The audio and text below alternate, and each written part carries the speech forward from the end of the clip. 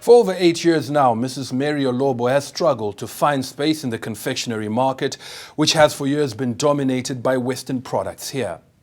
Trading under her business name of Premium Bakers, she's managed to shift gears in her capacity of production, moving from charcoal-fired ovens to several electric-powered ovens today. From her Mpererwe residence off Gayaza Road, Mrs. Olobo has consequently kept an upward growth in sales, cushioned by a growing market, reaping in millions weekly in sales. And in her words, this should see her start up her fully fledged factory soon. Here's her story.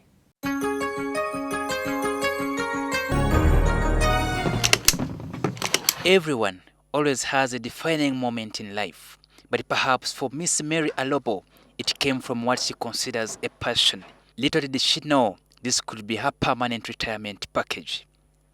I used to bake for the children, my kids, and give them these cookies to take to school instead of biscuits. The cookies became very popular in school, and my sons told me to be baking and packing extra to send them to school. Her breakthrough is simply humbling in a business venture that began 10 years ago.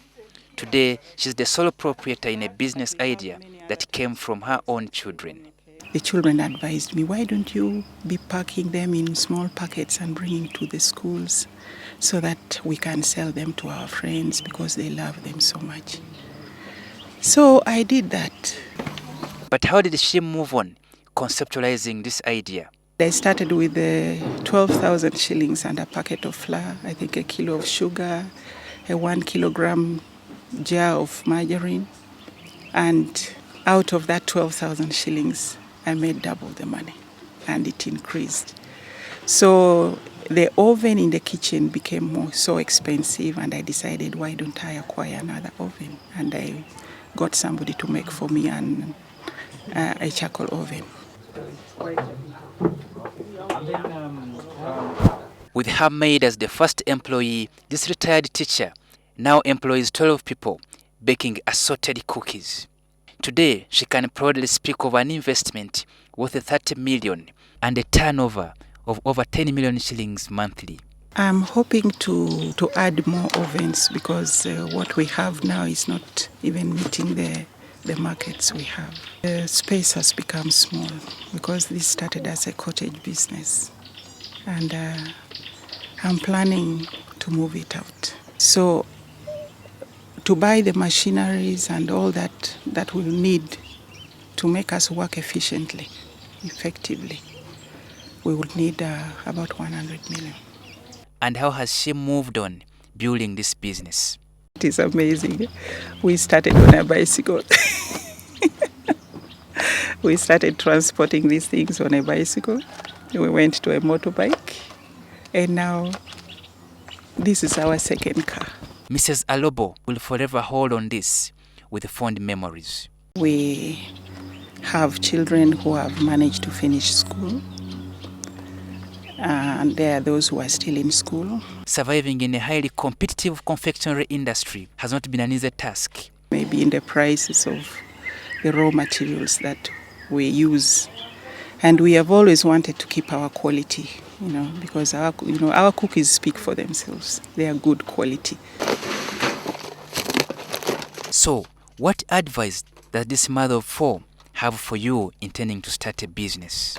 Patience is very important. There are times when you are doing something and then people think it is not good enough, and you give up because of what people are saying. But when you give up, that could have been your future. But you bought that one from the market here? We bought it from Nairobi. Now, franchising can be a means of starting a business without going through the hassle of actually starting one. It can also be a means of making more money and expanding a brand without investing in any. In How to Make Money this week, we explore how franchising can be an opportunity for those already in business and for those nursing ambitions of joining the business world.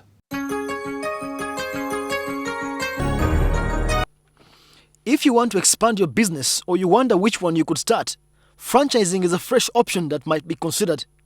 But first, what is franchising?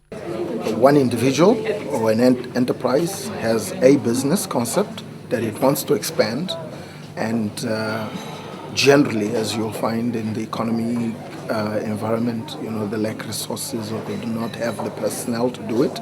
And you go out and you find other individuals who have the same interest but do not have the systems to enable them to develop their business, and they utilize your systems and thus enable you to develop and grow your business while enabling them as well to get into the business environment. Strong enough brands and companies, be it for products or services, hire out their name and business system to others who do business under that name and they pay loyalties.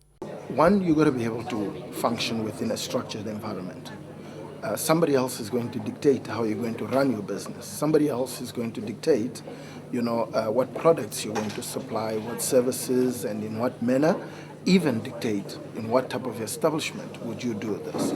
So all of these constraints do require that you're actually a fairly disciplined, orderly individual that is comfortable functioning within the dictates of somebody else. To illustrate, names like Sheraton, Hilton, Protea are brands which have been franchised in Uganda.